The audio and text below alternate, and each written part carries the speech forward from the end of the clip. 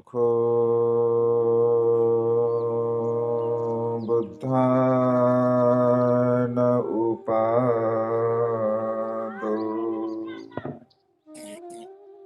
सुखा सद्धम्मदेशना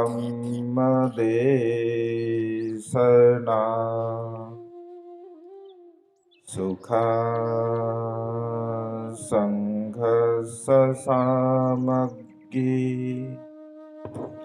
समगानं तपो सुखो। विश्ववंदनीय विश्व शांतिदूत प्रज्ञाशील समाधीचे उद्गाता महान करुणावान करुणेचा सागर तथागत सम्यक संबुद्ध तथागतांचा पावन पवित्र सद्धम्म, त्या सद्धम्माचा सातत्याने प्रचार आणि प्रसार करणारा सदापूजनीय भिक्खू संघ, बुद्ध धम्म आणि संघ या महान तीन रत्नाची आम्हा सर्वांना माहिती करून देणारे, आम्हा सर्वांचा आधारस्तंभ भारतीय घटनेचे शिल्पकार बोधिसत्व गुणपेतांग डॉक्टर बाबासाहेब आंबेडकर यांच्या धम्मक्रांतीमध्ये शेवटच्या श्वासापर्यंत समर्पित राहतो। आज या मंगलमय प्रसंगी या नागपूर शहरामध्ये धम्मप्रचारातून आले असता आज बुद्ध आणि त्यांचा धम्मग्रंथ वाचन यांचा सांगता समारंभ आपल्या या प्रधानमंत्री आवास योजनेच्या परिसरामध्ये संपन्न होत आहे।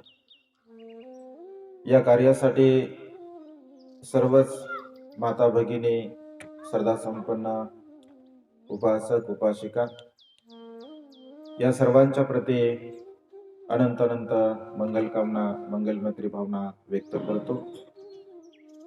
आपणा सर्वांना धम्मदेशना देण्यासाठी उपस्थित असणारे पूजनीय भिक्खू करुणानंदजी स्थवीर, दी ग्रेट हॅपीनेसचे मुख्य संचालक,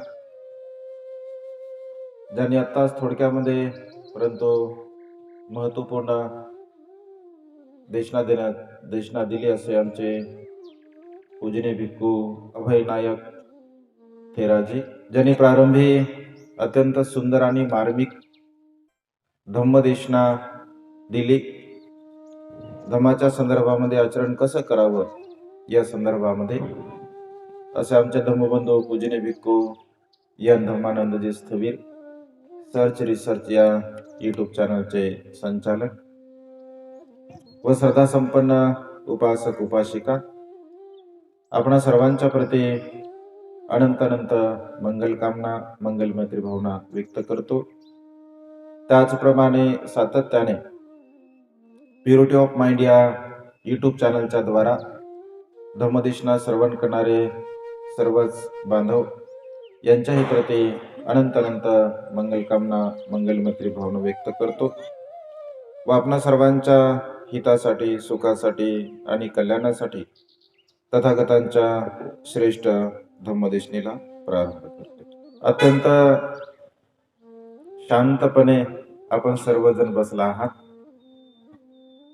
बऱ्याच वेळाच्या प्रतीक्षेनंतर आपण धम्मदेशना लाईव्ह स्वरूपामध्ये बरेच उपासक उपासिका यूट्यूबच्या माध्यमामधून धम्मदेशना श्रवण करतात। आज लाईव्ह धम्मदेशना आपणा सर्वांना श्रवण करायला मिळत आहे। नागपूर या परिसरातील वेगवेगळ्या विहारामध्ये जेव्हा जेव्हा आम्ही जातो, उत्स्फूर्तपणे सर्व श्रद्धा संपन्न उपासक उपासिका धम्मदेशना श्रवण करण्यासाठी जमत असतात। अत्यंत श्रद्धेने धम्मदेशना श्रवण करतात। आपण सुद्धा 3 महिन्यापर्यंत बोधिसत्व डॉक्टर बाबासाहेब आंबेडकर लिखित भगवान बुद्ध आणि त्यांचा धम्म या ग्रंथाचं वाचन केलं, चिंतन केलं, मनन केलं, त्याला समजून घेण्याचा आपण प्रयत्न केला. गेल्या अनेक वर्षापासून बुद्ध आणि त्यांचा धम्म हा ग्रंथ आपण वाचलाही पाहिजे, कारण तो ग्रंथ अत्यंत महत्वपूर्ण आहे. तथागतांच्या धम्माचं अनुसरण करत असताना, तथागताच्या धम्माला समजून घेत असताना,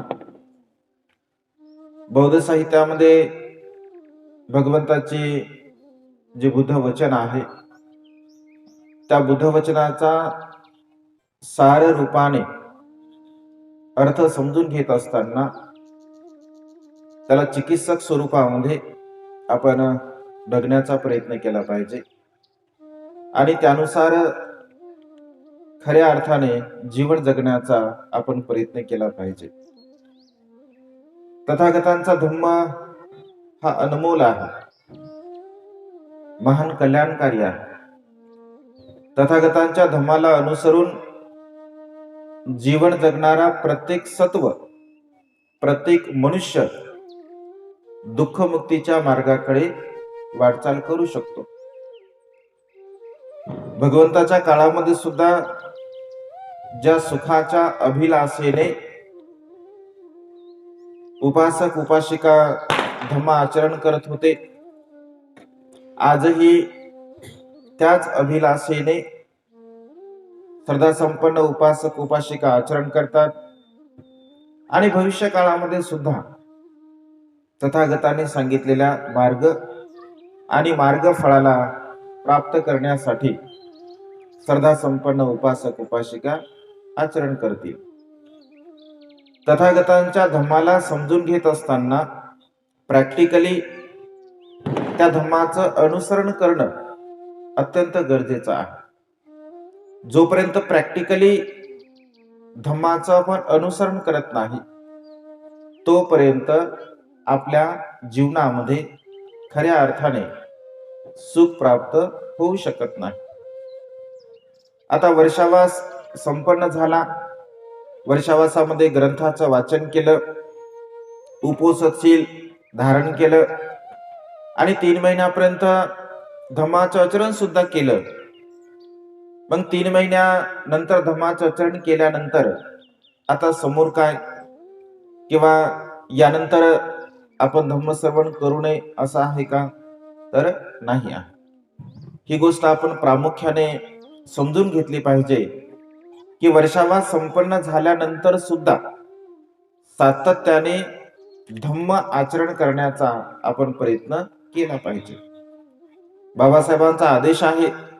बाबासाहेब असं म्हणतात की नवोदित बौद्धांनी किमान दर रविवारी का होईना आपल्या नजीकच्या विहारामध्ये आपल्या मुलाबाळासह जाऊन बुद्ध वंदनेमध्ये आपण सहभागी व्हावं, धम्म आचरण आपण करावं.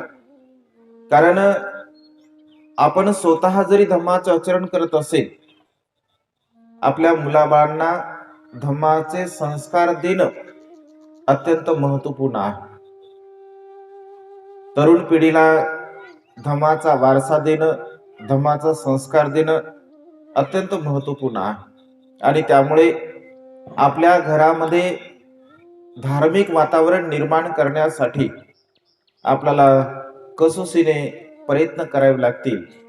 तशा प्रकारचे प्रयत्न जर आपण केले तर नक्कीच आपल्या जीवनामध्ये आपली स्वतःची उन्नती होईल, आपल्या परिवाराची उन्नती होईल आणि आपली स्वतःची आपल्या परिवाराची उन्नती जर झाली तर आपलं हे मानवी जीवन सुखाच्या मार्गाकडे, निब्बाण अवस्थेकडे घेऊन जाण्यासाठी आपल्याला सहाय्यक ठरणार आहे. आज या मंगलमय प्रसंगी एक तथागतांचा छोटेखानी उपदेश तुम्हा सर्वांना देण्याचा प्रयत्न करतो. धम्माच्या प्रती आपल्या मनामध्ये दृढ श्रद्धा असावी. बुद्ध, धम्म आणि संघ या 3 रत्नांच्या प्रती आपल्या मनामध्ये जर श्रद्धा असेल तर खऱ्या अर्थाने आपण सुखपूर्वक जीवन जगू शकतो. श्रद्धा म्हणजे विश्वास. बाबासाहेबांनी सांगितलेला जो मार्ग आहे, भगवंतांनी सांगितलेला जो मार्ग आहे, या मार्गावरती आपला विश्वास असला पाहिजे. आणि विश्वासपूर्वक जर आपण जीवन जगण्याचा प्रयत्न केला तर आपल्या मनामध्ये उत्पन्न होणाऱ्या सर्व प्रकारच्या विकाराला नष्ट करण्यासाठी ही श्रद्धा आपल्याला सहाय्यक ठरत असते. या श्रद्धारूपी बलाला, या श्रद्धारूपी इंद्रियाला, या श्रद्धारूपी बीजाला, या श्रद्धारूपी पुण्यधर्माला आपल्या जीवनामध्ये, आपल्या मनामध्ये अग्रस्थान देण्याचा आपण प्रयत्न केला पाहिजे. 3 रत्नांच्या प्रती बाबासाहेबांची दृढ श्रद्धा होती. बाबासाहेबांसारखी श्रद्धा आपली सुद्धा असावी. आणि बाबासाहेबांसारखी श्रद्धा जर 3 रत्नांच्या प्रती आपली असेल आणि केवळ 3 रत्नाच्या व्यतिरिक्त अन्य कुठेही आपलं श्रद्धास्थान नसावं, अनेक कुठेही आपली श्रद्धा नसावी. ज्या मनुष्यांना असं वाटतं, मनुष्य प्राणी, या सृष्टीमध्ये जीवन जगणारा प्रत्येक मनुष्य प्राणी, त्याला असं वाटत असेल की माझं जीवन मी अत्यंत सुखपूर्वक जगावं, माझ्या जीवनामध्ये कुठल्याही प्रकारचं दुःख नसावं, संकट नसावं, शोक नसावा, पीडा नसावी, माझ्या चित्तातील राग, द्वेष, लोभ, मोह, मीपणा, अहमपणा, गर्व, ईर्ष्या या सर्व प्रकारच्या विकाराला मी नष्ट करावं. तर भगवंत असे म्हणतात की त्या मनुष्याने तथागताने सांगितलेल्या श्रेष्ठ मार्गाचं अनुसरण करण्याचा प्रयत्न केला पाहिजे.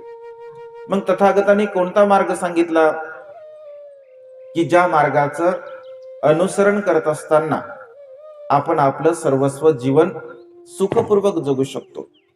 तसा भगवंताचा उपदेश 84,000 धम्मस्कंधामध्ये आहे. स्वतः भगवंताने 82,000 उपदेश दिले. 2,000 उपदेश भगवंताच्या अग्र शिष्यांनी दिले. 84,000 धम्मस्कंदाचा सार जर आपण बघितलं असेल तर धम्माच्या प्रत्येक गाथेमध्ये मानवी जीवनाचा सार आहे. तुम्ही कोणत्याही प्रकारची गाथा घ्या, एक गाथा जरी आपण आपल्या जीवनामध्ये तिचं आचरण केलं, अनुसरण केलं, भगवंत असे म्हणतात की ज्याप्रमाणे समुद्रातील पाण्याची चव चाखण्यासाठी समुद्रातील सर्वच पाणी पिण्याची आवश्यकता नाही. अगदी एक घोड जरी आपण घेतला तरी सुद्धा सहज आपण सांगू शकतो की समुद्राचं पाणी कसं आहे, खारट आहे का, गोड आहे. अगदी तशाच प्रकारे धम्मामधील एक बुद्ध वचन जरी आपण घेतलं असेल तरी सुद्धा मानवी जीवनाचा सार आपल्याला प्राप्त होत असतो. जसं उदाहरणादाखल जर घेतलं असेल तर भगवंत असे म्हणतात, सब पापस अकरणं कुशलस उपसंपदा सचित्त पर्योदपनं एतं बुद्धानुशासनं. सब पापस अकरणं, सब म्हणजे सर्व, कोणत्याही प्रकारचे पाप कर्म न करणे. सब पापस अकरणं कुशलस उपसंपदा, कुशल कर्माला संपादन करणे, कुशल कर्माचा संग्रह करणे.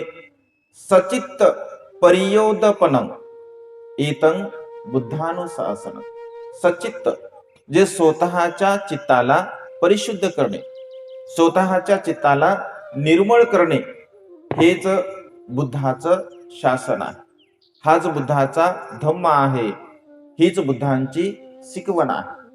मग सर्व प्रकारच्या पापाला कसं नष्ट करावं, कोणत्या प्रकारचे पाप कर्म मनुष्य करत असतो, कळत न कळत किंवा जाणून बुजून मनुष्य या संसारामध्ये पाप कर्म करत असतो.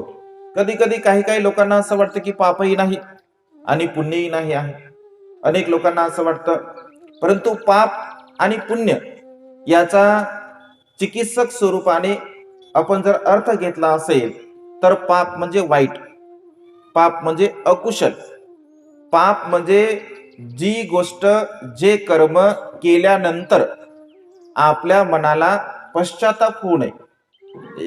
एखादं कर्म जर आपण केलं असेल आणि ते कर्म केल्यानंतर जर आपल्याला पश्चाताप होत असेल, अरे रे, हे कर्म मी उगच केलं, असं करायला पाहिजे नव्हतं मी, अशी भावना जर तुमच्या अंतर्मनामध्ये निर्माण होत असेल तर त्याला आपण अकुशल कर्म, वाईट कर्म, पाप कर्म समजावं.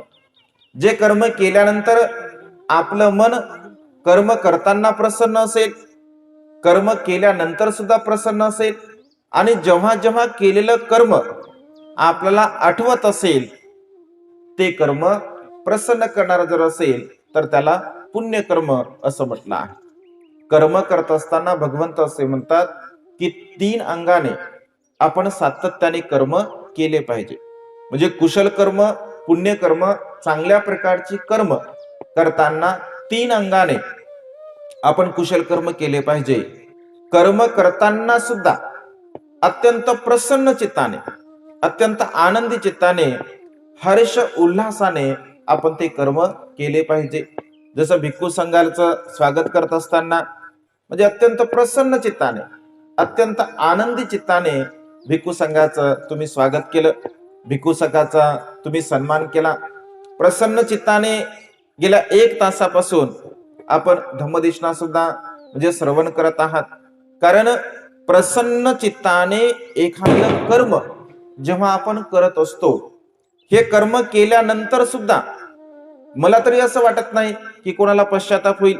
आता हे जे तुम्ही आज म्हणजे जे कर्म केलं, किंवा आज दिवसभरापर्यंत तुमचं जे मन, तुमचं चित्त आज दिवसभरापासून तुमच्या मनामध्ये जो विचार उत्पन्न झाला, जे अगदी सकाळपासून तुमच्या मनामध्ये अशा प्रकारची भावना असेल की आज भंतीजा आपल्याकडे येणार आहे, आज भंतीजा आपल्याकडे येणार आहेत, म्हणजे अशा प्रकारचं सतत सतत त्या गोष्टींचं आपण चिंतन करत असतो. तुम्ही चिंतन केलं दिवसभरापर्यंत, म्हणजे एखाद्या गोष्टीचं सातत्याने आपण चिंतन करतो, मनन करतो, जी गोष्ट आपल्या हिताची आहे, जी गोष्ट आपल्या सुखाची आहे, जी गोष्ट आपल्या कल्याणाची आहे. आणि ती गोष्ट करत असताना सुद्धा आपलं मन अत्यंत प्रसन्न आहे, अत्यंत आनंदी आहे. आणि जेव्हा जेव्हा तुम्हाला हा क्षण आठवेल, जेव्हा जेव्हा ही घटना तुम्हाला आठवेल, किंवा जेव्हा जेव्हा ही धम्मदेशना तुम्ही युट्यूब वरती म्हणजे श्रवण करसाल, तेव्हा तेव्हा तुमचं मन प्रसन्न होईल, तेव्हा तेव्हा तुमच्या मनामध्ये आनंद उत्पन्न होईल. कारण ते कर्म आम्ही अत्यंत प्रसन्न चित्ताने केलेलं होतं. आणि त्यामुळे भगवंत असे म्हणतात की कुशल कर्म करत असताना, पुण्य कर्म करत करताना सुद्धा आपण अत्यंत प्रसन्न चित्ताने करावे. कर्म केल्यानंतर सुद्धा आपलं मन प्रसन्न असावं. आणि जेव्हा जेव्हा ते कर्म आपल्याला आठवत असेल, तेव्हा तेव्हा आपलं मन प्रसन्न असलं पाहिजे. अशा प्रकारची कर्म आपण करावे. मग कोणते कर्म करू नये? जसं प्राण्यांची हिंसा करत असताना, जसं भगवंत असे म्हणतात की कोणत्याही प्रकारचं पाप कर्म करू नये, म्हणजे अकुशल कर्म आपण करू नये. मग अकुशल कर्म कोणते आहेत? तर 10 प्रकारची अकुशल कर्म भगवंताने सांगितले. त्याचं डिव्हायडेशन 3 भागामध्ये भगवंताने केलं: काया, वाचा आणि मन. कायेच्या द्वारा मनुष्य 3 कर्म करतो, वाणीच्या द्वारा मनुष्य 4 कर्म करतो, आणि आपल्या मनाच्या द्वारा मनुष्य 3 कर्म करत असतो. तर भगवंत असे म्हणतात की काया, वाचा आणि मनाच्या द्वारा 10 प्रकारचे कुशल कर्म आणि 10 प्रकारची अकुशल कर्म मनुष्य आपल्या जीवनामध्ये करत असतो. सब्ब पापस करणं, म्हणजे ही 10 प्रकारची जी पापकर्म आहे, या पापकर्माला आपण सोडून देण्याचा प्रयत्न केला पाहिजे. मग ती पापकर्म कोणते? जसं प्राण्यांची हिंसा करू नये असं भगवंतांनी म्हटलं, चोरी करू नये असं भगवंतांनी म्हटलं, अनाचार, व्याभिचाराची भावना आपण मनामध्ये उत्पन्न करू नये. आता प्राण्यांची हिंसा करत असताना आपलं मन प्रसन्न असते का? आपलं मन आनंदी असते का? किंवा एखाद्या प्राण्यांची आपण हिंसा करतोय, एखाद्या प्राण्याला आपण मारतो, सहज चालता चालता जर एखादा छोटा प्राणी आपल्या पायाखाली आला असेल न कळतपणे, आणि जर आपल्याला नंतर समजलं तरी सुद्धा आपलं मन हळहळ करते की अरे रे, हा प्राणी माझ्यामुळे मृत्यूला प्राप्त झालेला आहे. काही क्रोधी लोकांचा भाग वेगळा, काही रागिष्ट लोकांचा भाग वेगळा. कारण त्यांना जे निर्दयी लोक असतात, ज्यांचं चित्त अत्यंत निर्दयी असते, तर अशा प्रकारच्या निर्दयी लोक प्राण्यांची हत्या करतात, प्राण्याला मारतात, प्राण्याला इजा करतात.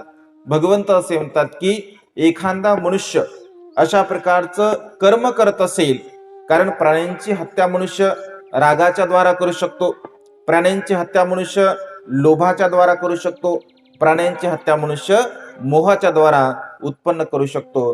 म्हणजे राग, द्वेष आणि लोभ या 3 कर्म एकत्र आल्यानंतर, किंवा या 3 कर्मापैकी एकही जरी कर्म मनुष्याच्या चित्तामध्ये जर उत्पन्न झालं असेल, तर मनुष्य प्राण्यांची हिंसा करत असतो. तर जो मनुष्य प्राण्यांची हिंसा करतो, भगवंत असे म्हणतात, तो करताना सुद्धा सुखी राहत नाही, ते कर्म केल्यानंतर सुद्धा सुखी राहत नाही, आणि जेव्हा जेव्हा ती गोष्ट त्याला आठवेल तेव्हा तेव्हा तो दुःखपूर्ण चित्ताने आपल्या मनामध्ये विचार उत्पन्न करत असतो. त्यामुळे प्राण्यांची हिंसा आपण करू नये, चोरी कर्म करू नये, जी गोष्ट आपली नाही आहे, जी गोष्ट आपल्याला दिली नाही आहे, ज्या गोष्टीवरती आपला हक्क नाही आहे, अशा प्रकारच्या वस्तूला आपण घेऊ नये, चोरी करू नये. चौर्य कर्म सुद्धा मनुष्याच्या जीवनामध्ये अत्यंत वाईट असं कर्म आहे. मग प्राण्यांची हिंसा करू नये, तर मग आपण केलं काय पाहिजे? त्याच्या विरुद्ध भाव, प्राण्यांची हिंसा करू नये असं जेव्हा आपण म्हणतो, तर मग नेमकं आपण काय केलं पाहिजे? तर भगवंत असे म्हणतात की आपण मंगल मैत्रीची भावना केली पाहिजे. या संपूर्ण सृष्टींच्या प्रती आपल्या चित्तामध्ये मंगल मैत्रीची भावना असावी. सकाळ संध्याकाळ 5 मिनिटं का होईना, 10 मिनिटं का होईना, 20 मिनिटं का होईना, या संपूर्ण मनुष्य प्राण्यांच्या प्रती आपण मंगल मैत्रीची भावना केली पाहिजे. अनंत आणि असीम असं पुण्य मंगल मैत्री केल्यामुळे आपल्याला प्राप्त होत असते.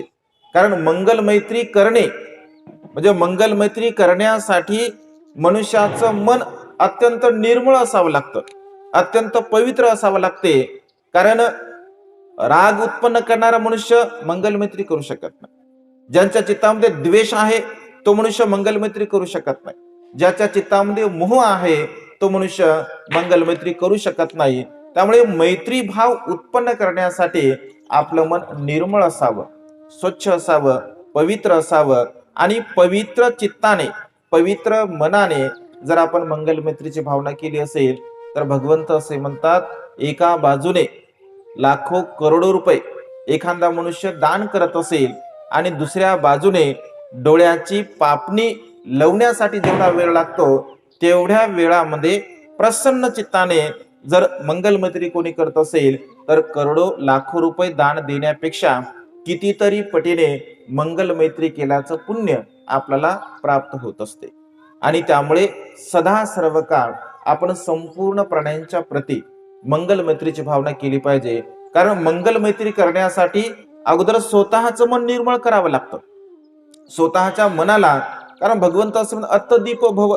आपण स्वतःला प्रकाशित करण्याचा प्रयत्न केला, स्वतःच्या विकाराला जर आपण नष्ट करण्याचा प्रयत्न केला, तर दुसऱ्यांच्या प्रती चांगल्या प्रकारचे कर्म आपण करू शकतो, किंवा दुसऱ्यांच्या प्रती एक सद्भावना, एक करुणेची भावना, मैत्रीची भावना आपल्या मनामध्ये निर्माण होऊ शकते. आपलं चित्त जर नसेल, म्हणजे एखादा मनुष्य खूप दुःखी आहे, खूप कष्टी आहे, खूप बेचैन आहे, आणि दुःखी मनुष्याला, कष्टी मनुष्याला जर म्हटलं की थोडा वेळ जरा मंगल मैत्री करा, बरं जरा थोडा वेळ मंगल मैत्री करा, तो करेल का? करणारच नाही. कारण त्याचं चित्तच दुःखी आहे, कष्टी आहे, बेचैन आहे, तर तो मनुष्य मंगल मैत्री करू शकत नाही. आणि त्यामुळे प्रथमतः भगवंत असे म्हणतात की आपण स्वतःवरच मंगल मैत्री केली पाहिजे. माझं स्वतःचं कल्याण हो, मला सुख लाभो, मला समाधान लाभो, माझी इच्छा आकांक्षा पूर्ण हो.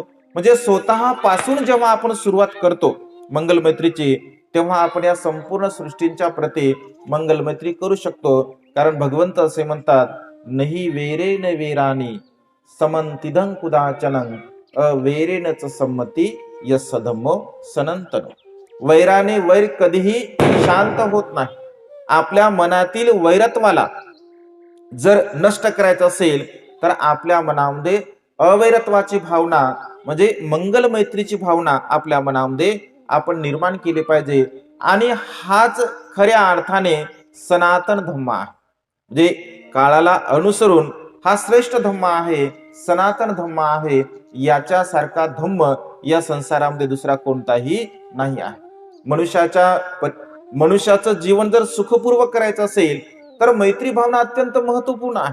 एकमेकांमध्ये कलह, एकमेकांमध्ये वादविवाद, एकमेकांमध्ये तंटा, आपल्या परिवारामध्ये असतील वादविवाद असतील, समाजामध्ये वादविवाद असतील, शेजाऱ्यांमध्ये वादविवाद असतील, या सर्व प्रकारच्या दुःखपूर्ण घटनेला जर तुम्हाला नष्ट करायचं असेल तर तुमच्या मनामध्ये मैत्री भाव असणं अत्यंत गरजेचं आहे. आणि तो मैत्री भाव जर तुमच्यामध्ये असेल तर एकमेकांमध्ये आपापसामध्ये वैरत्वाची भावना, आपापसामध्ये तेढ निर्माण होणारी भावना, आपापसामध्ये वैरत्वाची भावना किंवा अन्य प्रकारच्या क्रोधाची, रागाची, मोहाची भावना आपण पूर्णपणे नष्ट करू शकतो. आणि त्यामुळे भगवंत असे म्हणतात, प्राण्यांची हिंसा न करता आपण सदा सर्व काळ मंगल मैत्रीची भावना आपल्या जीवनामध्ये केली पाहिजे. त्यानंतर जसं चोरी करू नये, दुसरं शील भगवंतांनी सांगितलं. तर चोरी करू नये तर मग काय करावं, तर आपण दान पुण्य करावं. सदा सर्व काळ आपण दान पुण्य करावं. आता दान म्हटल्यानंतर सहज लोकांना असं वाटतं, कारण लोकांच्या समोर दानाची जी व्याख्या दिल्या गेलेली आहे, म्हणजे दानाची व्याख्या जी आपल्याला समजते किंवा दानाची व्याख्या जी आपण समजून घेतो, तर दान म्हणजे पैसे. अत्यंत सहज, साधी, सोपी आपण व्याख्या करून घेतलेली आहे. परंतु दान म्हणजे पैसे नव्हे. दानाचा फार मोठा विशाल असा अर्थ आहे. सब्ब दानं धम्म दानं जिनाते असं भगवंतांनी म्हटलं आहे. सर्व दानामध्ये जर श्रेष्ठ दान कोणतं असेल तर ते म्हणजे धम्मदान आहे. धम्मदान म्हणजे धम्माचा उपदेश. 45 वर्षापर्यंत भगवंतांनी अहोरात्र परिभ्रमण करून धम्माचं दान दिलं. 26 वर्षापासून भिक्खू संघ अहोरात्र परिभ्रमण करून धम्माचं दान करत आहे. वर्तमान काळामध्ये सुद्धा भिक्खू संघ धम्माचं दान करत आहे. आज घडीला वर्तमान काळामध्ये काही सदासंपन्न उपासक सुद्धा जे सिलवान आहेत, अभ्यासू आहेत, ज्ञानी आहेत, ते सुद्धा लोकांना धम्माचं दान देण्याचा आपल्या परीने प्रयत्न करत आहेत. म्हणजे एखादा उपदेश भगवंताचा आपण दुसऱ्यांना सांगतोय आणि त्याच्या मनामध्ये जर परिवर्तन होत असेल, तो सुखाच्या मार्गाला लागत असेल, तर त्याला धम्मदान दिलं अशा प्रकारचं आपण म्हणू शकतो. आणि त्यामुळे धम्मदानासारखं दान या संसारामध्ये कोणतंही नाही असं भगवंतांनी म्हटलं आहे. सब्ब दानं धम्मदानं जिनाती असं भगवंत म्हणतात. त्यानंतर अमिष दान, जे वस्तू स्वरूपामध्ये तुम्ही दान देत असता. मग भोजन दान देता भिक्षूंना, तुम्ही चिवर दान देता, परिष्कार दान देता, औषधी दान देता, विहारासाठी दान देता, कुटीसाठी दान देता, जे काही एनिवे या संसारामध्ये जे जे काही देण्यासारखं असतं त्याला अमिष दान असं म्हटलं जातं. आणि अभयदान, दुसऱ्याला जीवदान देणे, दुसऱ्याचा जीव जगण्यासाठी, जसं आपण ब्लड डोनेशन करतो, आपण म्हणजे शरीराचे अवयव दान करतो, डोळे दान करतो, अनेक प्रकारचे शरीराचे आपण अवयव दान करत असतो, त्याला अभयदान असं म्हणतात. म्हणजे शरीराचे अवयव जेव्हा आपण दुसऱ्याला दान करतो तर ते अभयदानामध्ये, जीवदानामध्ये ते दान पुण्य होत असते. दान कर्म करणे हा सर्वसामान्य व्यक्तींचा गुण नव्हे.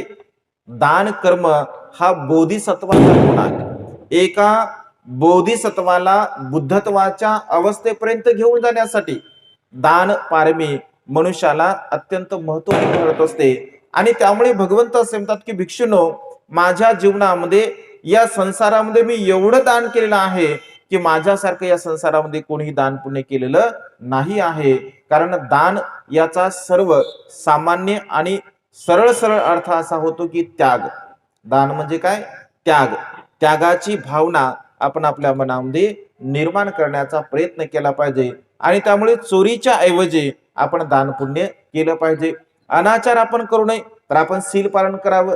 सदा सर्व काळ आपण शीलाचं पालन आपल्या जीवनामध्ये करावं. आणि दुसऱ्यांच्या प्रती आपल्या मनामध्ये कोणत्याही प्रकारचा अकुशल भाव आपण उत्पन्न करू नये. म्हणजे शरीराचे हे 3 कर्म ज्याला अकुशल कर्म, वाईट कर्म, पाप कर्म असं भगवंतांनी म्हटलं आहे, तर त्याच्या ऐवजी चांगल्या प्रकारचे कर्म आपण करण्याचा प्रयत्न केला पाहिजे. त्यानंतर वाणीचे कर्म, मनुष्य खोटं बोलतो, निंदा नालस्ती करतो, चहाडी चुगली करतो, व्यर्थ बडबड करतो. भगवंत असे म्हणतात की अशा प्रकारची वाणी सुद्धा असू नये. आपली वाणी मृदू असावी, आपली वाणी कोमल असावी, आपली वाणी गोड असावी, ऐकणाऱ्याला ऐकत राहावं वाटत असेल अशा प्रकारचे आपली वाणी असावी. भगवंत असे म्हणतात की काही काही लोक आपल्या मुखामध्ये कुऱ्हाड घेऊनच फिरत असतात. काही काही लोक भगवंत म्हणतात, काही काही लोक मुखामध्ये कुऱ्हाड घेऊन फिरतात. ऐक ना, जसं कुऱ्हाड काय काम करते, एका घावेमध्ये तोडण्याचं काम करते. अगदी काही काही लोक तसे असतात, बोलल्या बरोबर मन मनुष्याचे तोडत असतात, मनुष्याचे मन ते दुखवत असतात. आणि त्यामुळे असा फटकळ बोलणारा मनुष्य, आपण म्हणतो व्यवहारामध्ये कधी कधी हा मनुष्य फारच फटकळ बोलणारा आहे, ही स्त्री फारच फटकळ बोलणारी आहे, मग त्याला बगल देऊन लोक जाण्याचा प्रयत्न करतात. म्हणजे याच्या समोर जाणेलच बरं नव्हे किंवा हिच्या समोर गेलेलंच बरं नाही आहे. म्हणजे वाणी अत्यंत मृदू असावी, अत्यंत कोमल असावी. म्हणजे बोलणारा व्यक्ती, ऐकणाऱ्याला असं वाटलं पाहिजे की या व्यक्तीने बोलत राहावं.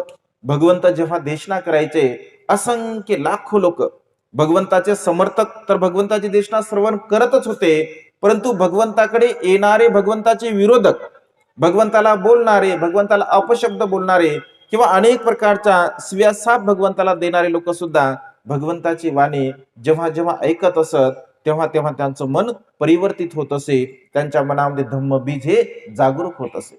बाबासाहेबांची वाणी अत्यंत मधुर होती, अत्यंत गोड होती. जेव्हा बाबासाहेब बोलत असत तेव्हा लाखो लोक अत्यंत एकाग्र चित्ताने धम्मदेशना बाबासाहेबांचं भाषण त्या ठिकाणी श्रवण करत असत. म्हणजे वाणी आपली मृदू असावी.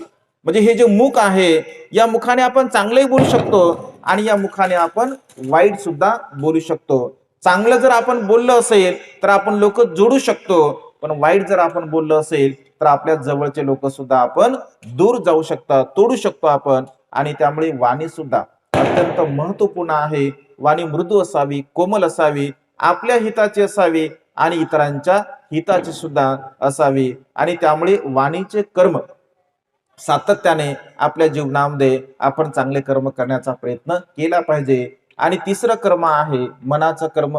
राग आहे, द्वेष आहे, लोभ आहे, मोह आहे. भगवंत असे म्हणतात, जर तुम्हाला हत्या करायची असेल, जर तुम्हाला हत्या करायची असेल तर तुम्ही क्रोधाची हत्या करा. जर तुम्ही क्रोधाची हत्या केली, म्हणजे क्रोधाला जर तुम्ही नष्ट केलं, तुम्ही नाहीस केलं, तर तुमच्या जीवनामध्ये तुम्ही यश प्राप्त करसाल, तुमच्या जीवनामध्ये सुखाच्या मार्गाचं तुम्ही अनुसरण करसाल. आणि त्यामुळे मनाला परिशुद्ध करणे, मनाला निर्मळ करणे, मनातील राग, द्वेष, लोभ, मोह, मीपणा, अहमपणा, गर्व, ईर्ष्या, वासना, तृष्णा या सर्व प्रकारच्या विकाराला आपण नष्ट केलं पाहिजे. आणि त्यामुळे ज्या मनुष्यांचे हे विकार नष्ट होतात, तो मनुष्य आपोआप सुखाच्या मार्गाने जात असतो, तो मनुष्य आपोआप सुखपूर्वक जीवन जगण्याचा प्रयत्न करत असतो. राग सर्वांचा सारखा आहे. या सृष्टीमध्ये जीवन जगणारा कोणताही मनुष्य असो, कोणत्या जातीचा मनुष्य असो, कोणत्या धर्माचा असो, कोणत्या संप्रदायाचा असो, भारतामध्ये राहणारा असो किंवा विदेशामध्ये राहणारा असो, सर्वांचा राग सारखाच आहे, सर्वांचा द्वेष सारखाच आहे, सर्वांचा मोह सारखाच आहे. आणि त्यामुळे ज्या मनुष्यांना असं वाटतं की माझं मानवी जीवन मी सुखपूर्वक जगलं पाहिजे, तर त्या मनुष्याने आपल्या मनाला निर्मळ करण्याचा प्रयत्न केला पाहिजे, आपल्या मनाला स्वच्छ करण्याचा प्रयत्न केला पाहिजे. आणि आपण आपल्या मनाला जर परिशुद्ध करत असेल, सचित्त परियोदपन म्हणजे आपल्या स्वचित्ताला परिशुद्ध करण्याचा, निर्मळ करण्याचा आपण प्रयत्न केला पाहिजे. कारण स्वतःचं चित्त जर परिशुद्ध असेल, स्वतःचं चित्त, स्वतःचं मन जर निर्मळ असेल, कारण मनुष्याचं मन अत्यंत चंचल आहे. फदनं चपलं चित्तं दुरख दुनिवार्यं उजुं करोति मेधावी उशुकारव तेजन असं भगवंत म्हणतात.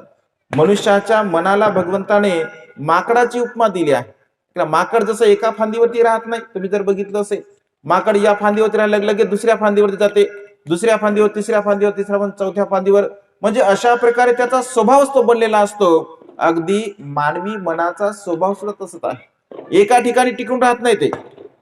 इथं तुम्ही आता बसले आहात, नाही का, सर्वच्या सर्व बसले आहात, पण सर्वच्या सर्व काही 100% इथे बसलेले नाही आहे. म्हणजे शरीराने जरी तुम्ही इथं सगळे बसले असाल, पण मनाने सगळे तुम्ही इथेच आहात असं बिलकुल नाही आहे. म्हणजे तुम्हाला असं वाटत असेल, काही लोक असतील, निश्चितच असतील, पण 100% मनाने तुम्ही राहू शकत नाही. कधी कधी कोणाला वाटत असेल, आता किती बोलतात भंती, एक झाले, 3 झाले, आता 4था नंबर लागला, म्हणजे आणखी किती वेळ लागते काय माहित. भंतीचे तर 5ला येणार होते, 6ला सुरू झालं, 7ला सुरू झालं, आता काय 10 वाजेपर्यंत तिकडे फटाक्याचा आवाज येतो, कोणाला वाटत असेल फटाके फोडले पाहिजे, ऐक ना. म्हणजे मनामध्ये वेगवेगळ्या प्रकारचे विचार उत्पन्न होतात. कोणाला स्वयंपाक जर झाला असेल तर कोणाला वाटतं स्वयंपाक सगळं थंडागार झाला असेल, आता पुन्हा गरम करावं लागते काय गेल्यावर. म्हणजे असे वेगवेगळ्या प्रकारचे विचार, कारण चित्त हे चंचल आहे. भगवंत असे म्हणतात, माकडाप्रमाणे आपलं चित्त असतं, माकडाप्रमाणे आपलं मन असतं. या चंचल मनाला संयमित करण्याचा आपण प्रयत्न केला पाहिजे. आपल्या कर्माला संयमित करण्याचा आपण प्रयत्न केला पाहिजे. कसं केलं पाहिजे? ज्याप्रमाणे एखादा कुशल कारागीर, एखादा कुशल सुतार, त्याच्याकडे कोणत्याही प्रकारचं लाकूड दिलं आणि त्याला सांगलं की या लाकडाचं असं अवजार, असं शस्त्र आम्हाला बनवायचं आहे, तर ओबड दोबड लाकडापासून सुद्धा तो कुशल कारागीर चांगल्या प्रकारची वस्तू बनवू शकतो, कारण तो मेहनत करतो, परिश्रम करतो. अगदी तशाच प्रकारे आपल्या मनातील दोषाला आपण पूर्णपणे नष्ट केलं पाहिजे. ज्याप्रमाणे एखादा सोनार, भगवंत असे म्हणतात, ज्याप्रमाणे एखादा सोनार सोन्यातील कीड काढून, सोन्यातील जो काही म्हणजे वेस्ट भाग आहे, तो वेस्ट भाग कीड काढून अत्यंत चांगल्या प्रकारचं उच्च दर्जाचं सोनं निर्माण करत असतो, अगदी तशाच प्रकारे प्रज्ञावान मनुष्य, बुद्धिवान मनुष्य, ज्ञानी मनुष्य आपल्या मनामध्ये असणारी जी कीड आहे, रागाची कीड आहे, द्वेषाची, मोहाची, मीपणाची, अहमपणाची, गर्वाची, या सर्व प्रकारच्या किडेला काढून आपलं मानवी मन अत्यंत परिशुद्ध, अत्यंत निर्मळ बनवण्याचा आपण प्रयत्न केला पाहिजे. कारण मनुष्याचं जीवन फार अल्प आहे. मनुष्याचं जीवन, भगवंत असे म्हणतात, एक क्षणभंगूर आहे, अनित्य आहे. कधी केव्हा कुठे मनुष्य मृत्यूला प्राप्त होईल हे सांगू शकत नाही.